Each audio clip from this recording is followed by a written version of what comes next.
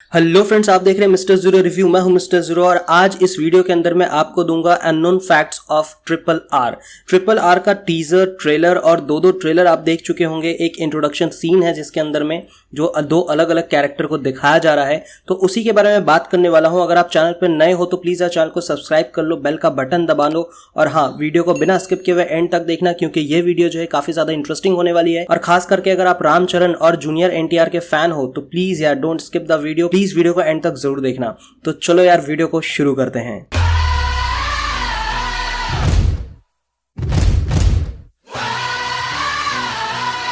Triple R एक ऐसी कहानी है जो कि 1940 और 1920 से लेकर के 1940 के बीच में जो है स्वतंत्र भारत के लिए बहुत सारे लोगों ने क्रांति की लड़ाई लड़ी थी। और उस क्रांति की लड़ाई के अंदर में अगर बात की जाए अल्लू सीताराम राजू की या फिर कोमरम भीमराव की, तो भाई इनकी अगर बात की जाए तो ये लोग बहुत ही अलग तरह से लड़ाई को लड़े थे और उसी चीज को जो है इस फिल्म के अंदर में दिखाया जाने वाला है। सबसे पहले जो इंट्रोडक्शन सीन हमने देखा था वो था रामचरण का, जो कि कैरेक्टर प्ले करते हुए दिखाए जा रहे थे अल्लू सीताराम राजू की। और ये जो कहानी रहती है उस कहानी के बारे में मैं डिटेल बताऊंगा, लेकिन इससे पहले ये बता दूं कि जो इंट्रोडक्शन सीन आपने देखा है और यही सीन को जो है जब फिल्म में दिखाया जाएगा तो वो जो सीन देख करके आप एंजॉय करने वाले हो, उस सीन के पीछे में कितना खर्च हुआ है वो जान लो। ये इंट्रोडक्शन सीन पे खर्चा किया गया है 25 करोड़।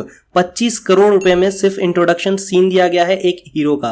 और दूसरी इंट्रोडक्शन सीन की अगर बात की जाए जिसमें कोमरम भीम की इंट्रोडक्शन सीन दिखाई गई है जो कि जूनियर एनटीआर को दिखाया जा रहा है, उस इंट्रोडक्शन सीन की लागत आई है 40 करोड़ रुपए। जिस तरह से उनको बाण चलाते हुए दिखाते हैं और जिस तरह से उनकी बॉडी वगैरह दिखाई जाती है, उसको देख करके पूरी तरह से ये समझ में आता है कि ये बाहुबली की जो रिकॉर्ड है उसको तोड़ने वाली है। और जो भी चीज देख करके हम बहुत ज्यादा अमेज हुए थे बाहुबली 1 और 2 में, उन सारे रिकॉर्ड को, उन सारी चीजों को जो है रिकॉर्ड तोड़ करते हुए ये सीन आपको दिखाई जाने वाली है। यानी टोटल सिर्फ इंट्रोडक्शन सीन के अंदर में ही 65 करोड़ रुपए खर्च किए गए हैं, जो कि बॉलीवुड के अंदर में 3 फिल्में बनाई जा सकती है। और अगर बड़े स्टार की बात की जाए तो 100 करोड़ या 150 करोड़ में बनती है अगर वो बहुत ही बड़े बजट की फिल्म हो तो। लेकिन यहां पे सिर्फ इंट्रोडक्शन सीन के ऊपर में ही 65 करोड़ रुपए खर्च किए गए हैं। अब बात करते हैं कि इस फिल्म को बनाने के ऊपर में लागत कितनी लगी है। इस फिल्म को बनाने के ऊपर में जो लागत लगी है वो है 450 करोड़ रुपए। जी हां, जो कि बॉलीवुड के रिलीज के बाद में कोई भी फिल्म की जब रिपोर्ट आती है कि बॉक्स ऑफिस कलेक्शन क्या है तो वो 300 या 400 करोड़ होती है। एंड नो डाउट वो फिल्में अगर होती है तो सलमान खान या फिर आमिर खान की फिल्में होती है। आजकल यह शाहरुख खान की फिल्में काफी ज्यादा डाउन जा रही है तो मैं उनका नाम इसीलिए नहीं ले रहा हूं। लेकिन बॉलीवुड में एक टाइम पे 100 करोड़ मतलब पानी सर के ऊपर निकल जाता है। और अगर 300 करोड़ की बात की जाए तो वो नाम आमिर खान का आता है, जैसे कि गजनी। और अभी हाल ही में पीके की बात की जाए या फिर दंगल की बात की जाए तो highest grossing box office collection का रिकॉर्ड अगर किसने बनाया था बॉक्स ऑफिस में तो वो थे आमिर खान। अब यहां पे बात करते हैं कि इस फिल्म की स्टोरी में हमें क्या दिखाया जाने वाला है। उस कहानी को ज्यादातर लोग नहीं जानते क्योंकि ये जो कहानी है उसके बारे में जो भी इतिहास लिखा गया है वो सिर्फ और सिर्फ तेलुगु में लिखा गया है। और ये कहानी जो है उसी तरफ की है और हैदराबाद के जो राजा थे निजाम, उनकी कहानी है। 1920 में जब हमारे भारत में अंग्रेज राज कर रहे थे उस वक्त में जो है अल्लू सीताराम राजू एक आदिवासी गांव में रहा करते थे। और उनके जो पिताजी थे उन्होंने हमेशा उनको क्रांतिकार संस्कार दिया था कि किस तरह से जो है सही और गलत का फर्क किया जाता है और किस तरह से सही के लिए लड़ाई किया जाता है। उस वक्त में जो अल्लू सीताराम राजू जी ने जो अपना एक विद्रोह करके दिखाया था, एक तरह से जो प्रोटेस्ट किया था,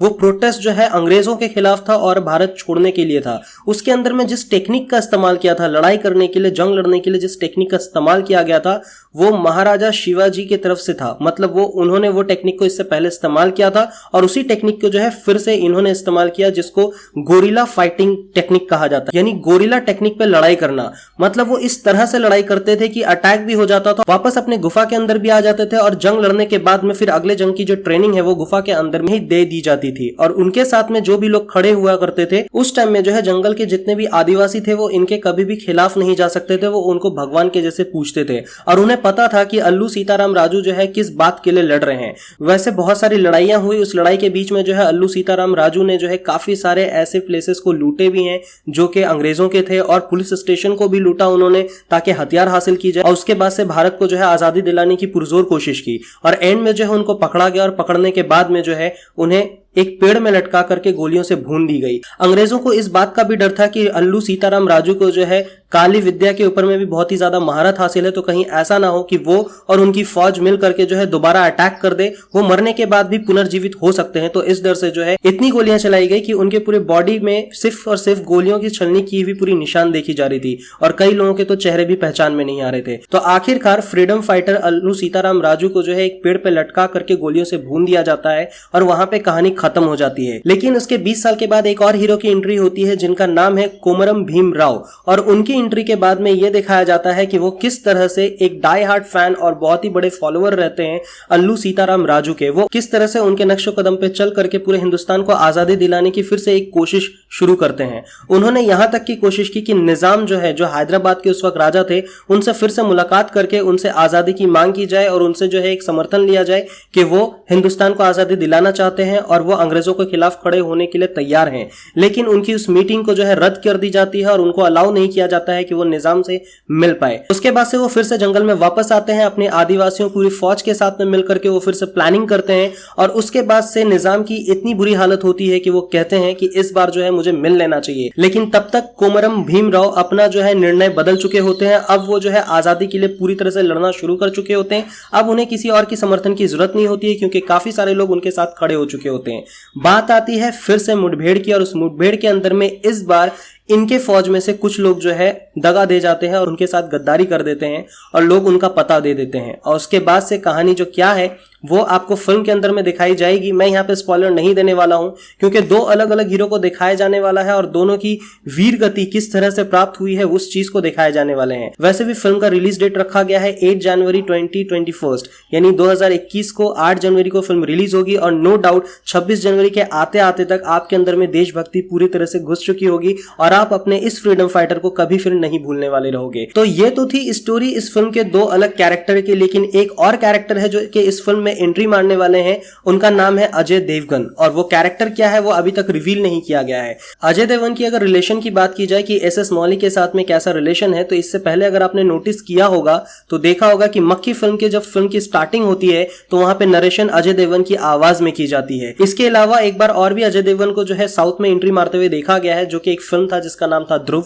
और उस फिल्म के अंदर में अगर रामचरण की कोई आवाज थी तो वो आवाज थी अजय देवगन की। अगर आप हिंदी डब में ध्रुव को देखे हो तो आपको समझ में आएगा कि वो पूरी आवाज पूरी फिल्म के अंदर में जो आवाज डब की गई है वो अजय देवगन की है। और अजय देवगन इस फिल्म के अंदर में अपने कैरेक्टर को, अपने रोल को प्ले करने के लिए कोई भी पैसा चार्ज नहीं कर रहे हैं क्योंकि दोनों के बीच के रिलेशन यानी एसएस मौली और अजय देवगन की जो रिलेशन है वो काफी तगड़े रिलेशन है और इसके लिए कोई भी वो पैसा चार्ज नहीं कर रहे हैं। इस बात से खुश होकर के एसएस मौली का ये कहना है कि उनका कैरेक्टर जो है और भी एक्सटेंड किया जा सकता है और इनका कैरेक्टर काफी पावरफुल कैरेक्टर होगा। लेकिन साथ साथ सवाल ये भी आता है कि इस फिल्म के अंदर में आलिया भट्ट किस तरह से एंट्री मारने वाली है और उनका क्या रोल है। भाई आपको कैसा लगा ये सारे फैक्ट्स प्लीज यार कमेंट सेक्शन पे जाकर के बताना जरूर। और ये फैक्ट अगर अच्छा लगा हो और आने वाले और भी कोई फिल्म का या फिर कोई ऐसा फिल्म जो कि आपने देखा पर उसका अननोन फैक्ट आप मुझसे जानना चाहते हो तो प्लीज यार कमेंट सेक्शन पे बताना जरूर। वीडियो को लाइक जरूर करना, अपने दोस्तों के साथ शेयर करना बिल्कुल भी ना भूले। अगर आप चैनल पे नए हो तो प्लीज यार चैनल को सब्सक्राइब कर लो, बेल का बटन दबा लो। मिलूंगा नेक्स्ट वीडियो में, तब तक के लिए thank you, tata bye, sayonara and